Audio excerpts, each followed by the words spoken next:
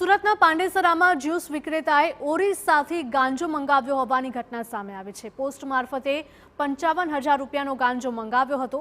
એસઓજીએ મુદ્દામાલ સાથે એક આરોપીને ઝડપ્યો છે। ઓરિસ્સાના ગાંજા માફિયા ટુન્ના પાસેથી તેણે ગાંજો મંગાવ્યો હોવાનું તપાસમાં સામે આવ્યું છે।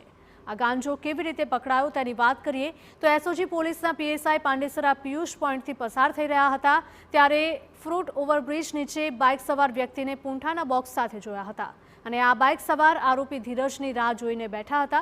પોસ્ટમેનને આરોપી ધીરજનું ઘર નહીં મળતા પાર્સલ નંબર પરથી સંપર્ક કર્યો હતો ત્યારે ધીરજે લેવા નહીં આવી શકે તેવું કહીને બ્રિજની નીચે જ પોસ્ટમેનને રાહ જોવા માટે કહ્યું હતું।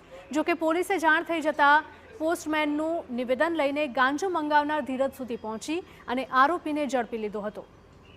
આપને જણાવી દઈએ કે આરોપી ધીરજ વર્ષ 2022માં ગાંજાના ગુનામાં ઝડપાઈ ચૂક્યો છે અને 4 મહિના જેલમાં પણ રહી ચૂક્યો છે। જોકે આ આરોપીએ સુરત આવ્યા બાદ ગાંજો વેચવાનું કામ શરૂ કર્યું હતું।